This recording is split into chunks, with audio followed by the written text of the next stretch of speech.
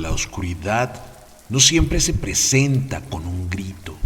A veces se disfraza de una sonrisa tímida, de una voz suave que apenas rompe el silencio.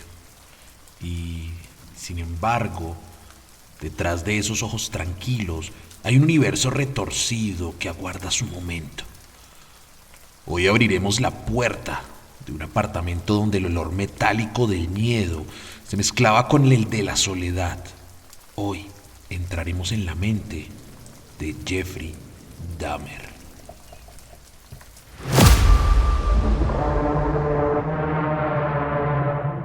Existen historias que no fueron hechas para dormir tranquilo. Hay voces que se ocultan en los rincones de la mente y hay heridas que el tiempo no borra, solo silencia.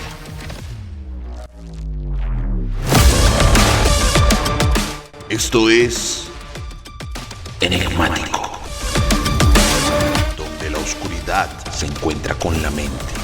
Cada historia revela lo que otros temen mirar. Leyendas, crímenes, traumas. Todo tiene un origen y todo tiene un precio. Jeffrey Lionel Dahmer, nacido en 1960 en Milwaukee, Wisconsin. Creció como un niño callado, demasiado callado. La infancia de Dahmer estuvo marcada por un aislamiento progresivo, un hogar con grietas emocionales, una madre ausente en su propio dolor y un padre más ocupado en sus experimentos químicos que en las emociones de su hijo. A los 4 años, Jeffrey mostró un interés inusual por los animales muertos, no por su crueldad, sino por su estructura. Los abría, observaba y guardaba huesos. Como quien guarda un tesoro. No era juego. Era el inicio de una curiosidad que nunca fue interrumpida. En su adolescencia, Dahmer se convirtió en un espectador pasivo de su propia vida, sin amistades profundas, con una sexualidad reprimida y sin guía. Comenzó a fusionar en su mente dos conceptos que jamás debieron tocarse: el deseo y el control absoluto. Al llegar a la adultez, su soledad se volvió insoportable. Para él, el abandono era un dolor insoportable. Dahmer no soportaba que alguien se fuera y decidió que la única forma de evitarlo era asegurarse de que no pudieran hacerlo. Y de esta forma fue que todo inició. Stephen Hicks, 1978. El primero nunca se olvida. Dahmer tenía 18 años cuando recogió a un joven autoestopista llamado Stephen Hicks. La conversación fue ligera, incluso agradable. Llegaron a su casa, compartieron unas cervezas. Cuando Stephen dijo que debía irse, algo en Jeffrey se rompió. El miedo a la pérdida.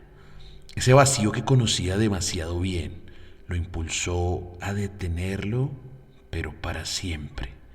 Esa noche, Dahmer cruzó una línea invisible y jamás volvió atrás.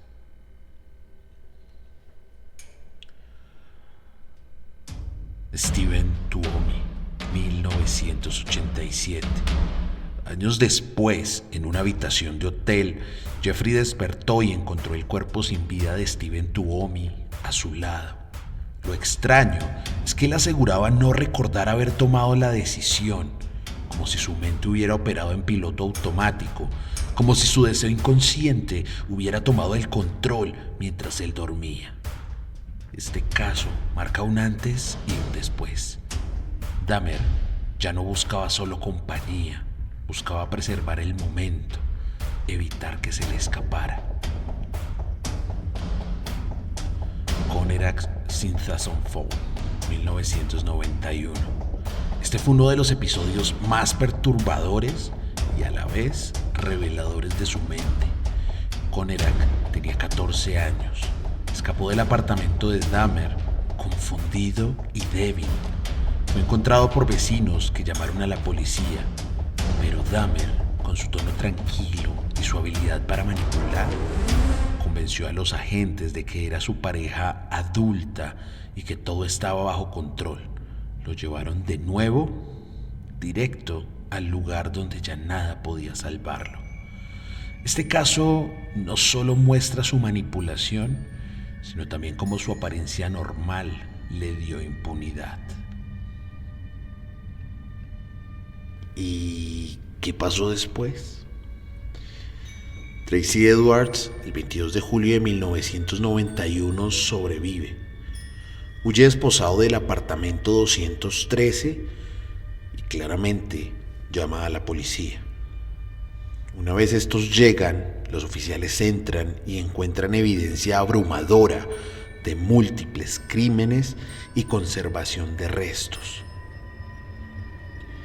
Debido a esto, Dahmer es arrestado y en el juicio confiesa con extrema frialdad cada uno de sus crímenes, de tal manera que en 1992 es condenado a 15 cadenas perpetuas en Wisconsin y adicional recibe otra condena en Ohio por el primer caso, el caso Hicks. Sin embargo, en 1994, Dahmer es asesinado por otro recluso, pero no muere como el villano de una película, sino como un hombre al que la vida o la culpa de otros le cierran el telón a golpes. Ya sabemos lo que hizo. Ahora intentemos comprender por qué y cómo reconocer lo que aún no sabemos ver.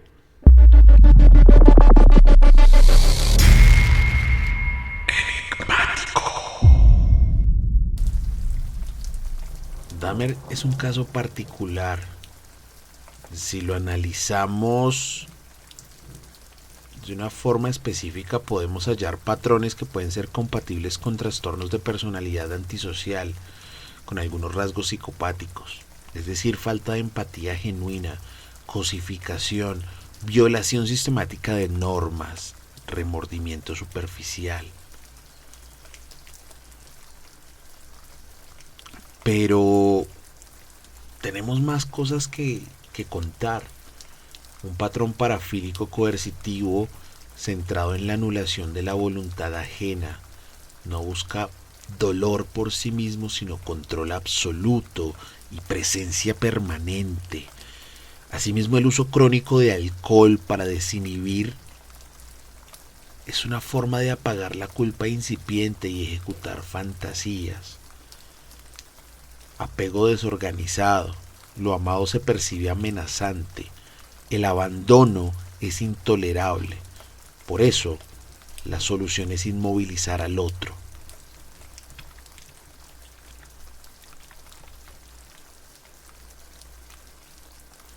Jeffrey Dahmer no mataba por odio, tampoco por ira. Lo suyo era muchísimo más perverso. Quería detener el tiempo. Cada ser humano que entraba en su apartamento se convertía en un reloj, y él, con calma quirúrgica, se aseguraba de que ese reloj jamás volviera a marcar la hora de salida. En psicología lo llamamos apego desorganizado. Amar y destruir en un mismo impulso, pero la voz de Jeffrey era otra cosa. Si se quedan, son míos. Si se van, también son míos. Esa es la lógica torcida de un hombre que confundió compañía con posesión. Dahmer no era un monstruo en las sombras, era un vecino amable, un rostro anodino, una cortesía casi aburrida. Ese es su primer truco psicológico, el camuflaje social. La mente psicopática no necesita gritar, necesita aburrirte para que nunca sospeches. De hecho, una frase que podemos apelar en este momento la dice Hitchcock. El verdadero peligro no está en lo extraño, sino en lo familiar que jamás cuestionamos. cada crimen de Dahmer seguía una melodía. Primero la soledad, después la bebida, luego la selección de alguien que pudiera pasar desapercibido para el mundo y al final el silencio. Ese silencio que tanto lo calmaba. Clínicamente hablamos del ciclo del ofensor: tensión, acto, ritual, enfriamiento. En Dahmer, ese ciclo se aceleraba como una espiral. Cuanto más probaba, menos podía esperar. Como un director que necesita filmar otra escena más oscura o incluso más perfecta. Lo más aterrador de Dahmer no es lo que hizo, sino lo que refleja de nosotros. Los policías que le devolvieron un niño agonizante, los vecinos que prefirieron callar los olores, la sociedad que ignoró a quienes eran considerados descartables. Dahmer fue un depredador, sí, pero también fue el hijo legítimo de un sistema que no quiso mirar demasiado cerca. Incluso si quisiéramos filmarlo en un video, lo filmaríamos en un pasillo blanco, una puerta que nunca se abre y una cámara fija que nos obliga a observar incómodos lo que ya intuimos. Si abrimos el cráneo de Dahmer, no físicamente, sino clínicamente, podemos encontrarnos con una ecuación bastante macabra.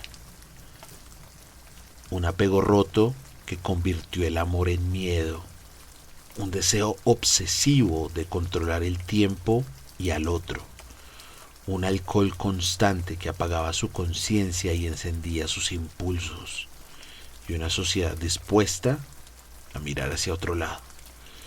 El resultado no fue un demonio mitológico, sino un hombre tan corriente que asusta más que cualquier fantasma.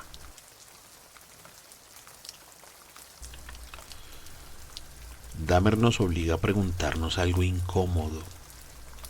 ¿Cuántos Jeffrey hay ahora mismo caminando por la calle con una sonrisa educada y un saludo cordial? No son monstruos de cuentos, son hombres comunes que encontraron en la soledad una prisión y en el control una salida. Y ahí está el verdadero terror, en descubrir que el mal no siempre grita, a veces simplemente respira como cualquiera de nosotros.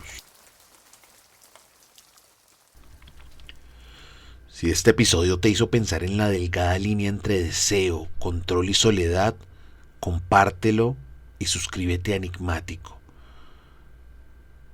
No olvides dejarnos tu opinión. ¿Nació así o se construyó así? La próxima semana, otra mente, otra puerta, otra ciudad donde la noche parece más larga de lo normal. Yo soy Jason y nos escuchamos en la próxima.